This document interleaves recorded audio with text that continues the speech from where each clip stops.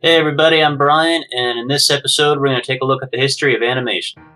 I was brought up on cartoons. Growing up, there were two channels that I always watched. One was Nickelodeon, and the other was the Disney Channel. When I would get home from school, the first thing I would do is turn on Nickelodeon and watch the classic Looney Tune cartoons. Therefore, at a very young age, I was turned on to the greats such as Bob Clampett, Tex Avery, and Chuck Jones. Then I would turn on the Disney Channel and get to see the work of Frank Thomas, Ollie Johnson, and the rest of Walt Disney's 9 Old Men. So how did it all begin? Well, I'd like to give you a little history lesson about animation, as well as pay tribute to not only these great cartoons, but some of the animators as well. This is my tribute to animation. The Magic Lantern was essentially the prototype of the movie projector as we know it today.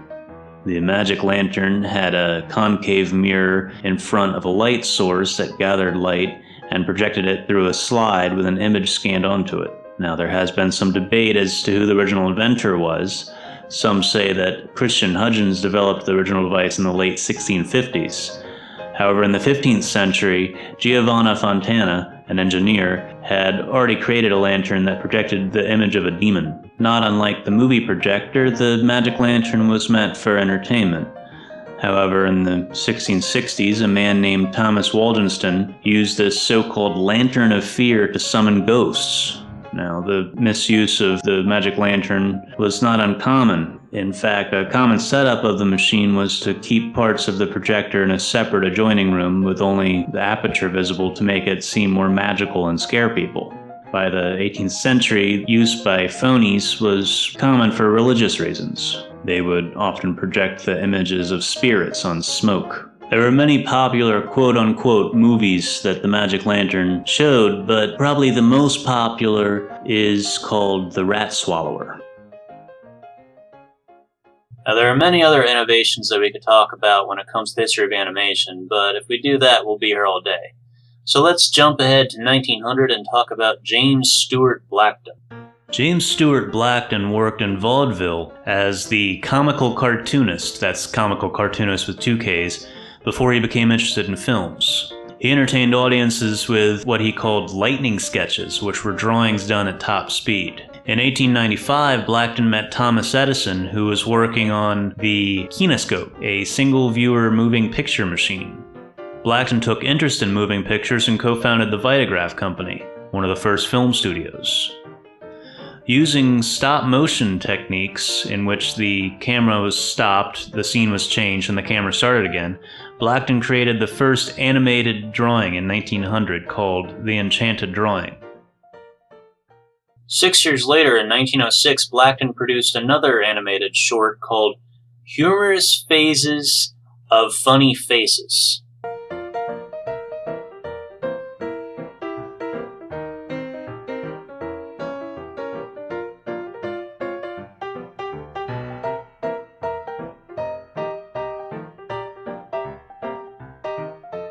In 1914, Winsor McCay caused a sensation with his creation Gertie the Dinosaur, the very first cartoon star. Winsor McCay was the creator of the comic strip Little Nemo and Slumberland, and he began filming his own drawings. In early 1914, McCay created Gertie as part of his vaudeville act. He held a whip, stood on stage against a movie screen, and gave a short lecture in animation. As he cracked his whip, a large dinosaur would walk on stage, or on screen I should say.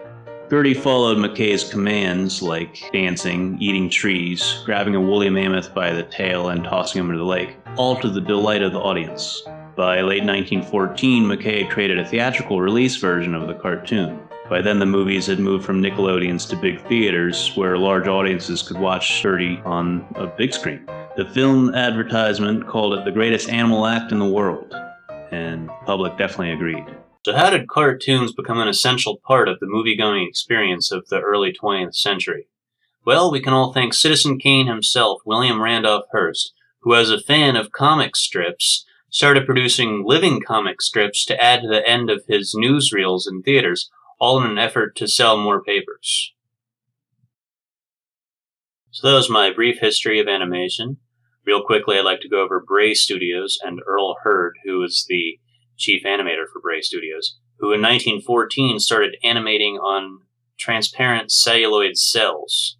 Now, this allowed him to just draw the character on the cell and then place him over a pre-painted background, so he wouldn't have to draw the background over and over again for every shot. Of course, we still use this process today. So now let's go over some of my favorite cartoon characters, animators, and cartoons in general. Let's start with the Fleischer Brothers. The Fleischer brothers, Dave and Max, founded an animation company in New York City in 1921. They were not only artistically talented, but also extremely inventive. One invention of theirs was called rotoscoping, which is still used today. Live action was filmed and then the footage was traced onto animation cells to produce extremely lifelike cartoon movements. The Fleischers were also early experimenters with recorded sound in cartoons, as well as inventors of the bouncing ball for their sing-along cartoons. They were also very hip to the jazz scene, as evidenced in the fact that they used such jazz greats as Cab Calloway for their cartoons. Cab Calloway was rotoscoped and provided the dance moves for Coco the Clown in the Fleischer Brothers' own Snow White cartoon, which predated Walt Disney's. Well, everything that the Fleischers did was excellent, from Betty Boop to Popeye, but my personal favorite has to be the Superman cartoons.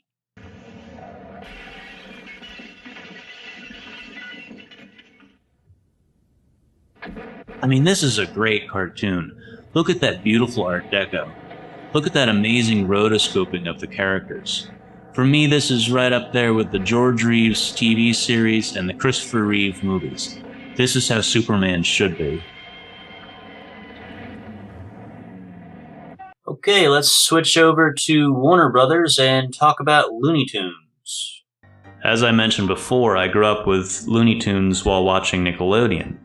What's different about Looney Tunes as opposed to Disney is that with Disney, you could watch any number of animators and it still felt like a Disney cartoon. With Looney Tunes, each different personality of every animator came out in their particular cartoon. For instance, the Tex Avery and Bob Clampett style was really, really wacky and crazy, while the Chuck Jones style was a little bit more reserved, a little bit more story-driven, and slightly more realistic animation. What can I say? Some great cartoons came out of that little dilapidated building on the Warner Brothers backlot that the animators called Termite Terrace. My favorite Looney Tunes character is definitely Daffy Duck, especially when Bob Clampett drew him when he's really crazy and jumping everywhere. Of course, I also really like the Bosco and Honey cartoons.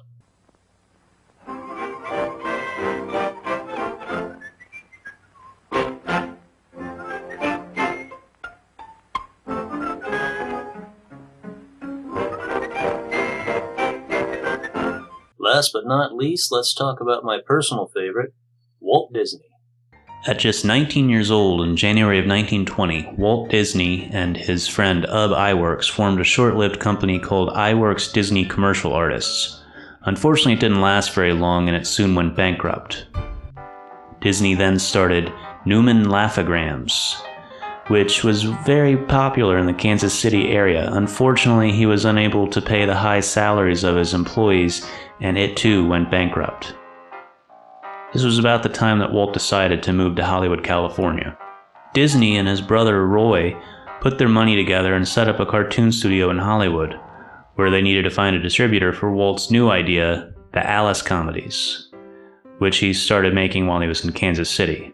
Disney made this short as a test subject for New York distributor Margaret Winkler, who promptly wrote him back to tell him that she was very interested in the deal for him to make more live-action animated shorts based on Alice's Wonderland.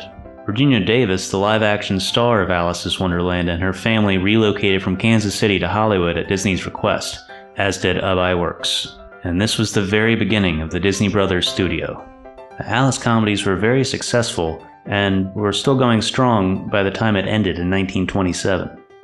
By the end of the Alice Comedies series, focus had shifted from the live-action Alice to the popular cat character Julius. Walt knew that he should take a new direction. In 1927, a man named Charles Mintz married Margaret Winkler and assumed control of her business. He then ordered an all-new animated series to be put in production for distribution through Universal Pictures. This new series, Oswald the Lucky Rabbit, was a huge success, and the character Oswald, drawn by Ub Iwerks, was also very, very popular.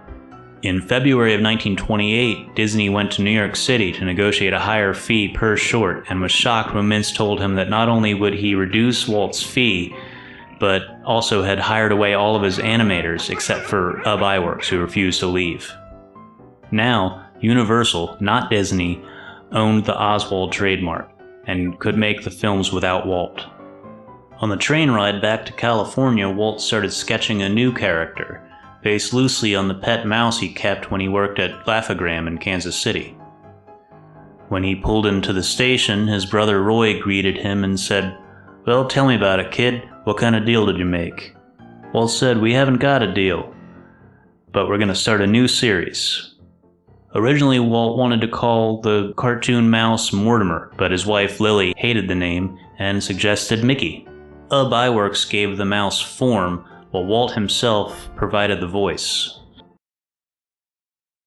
So, it's you, huh? Yeah. It's me, I guess. All alone, without your dog. Yeah. All alone. You know, I used to have a little cat once, and when it was left all alone, it'd cry, meow.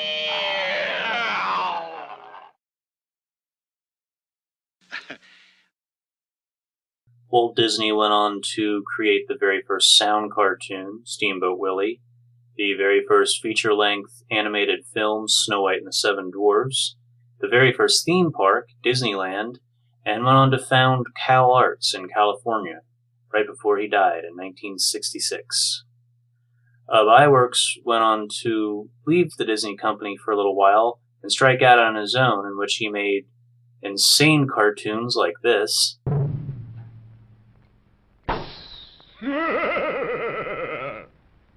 I'm the old pincushion man, terror of Balloony Land. Folks all hate me. How they hate me tickles me the way they rate me. Ub eventually returned to Disney, where he created the multi-plane camera and the animation Xerox machine, which lowered costs of animation throughout the late 50s and early 60s.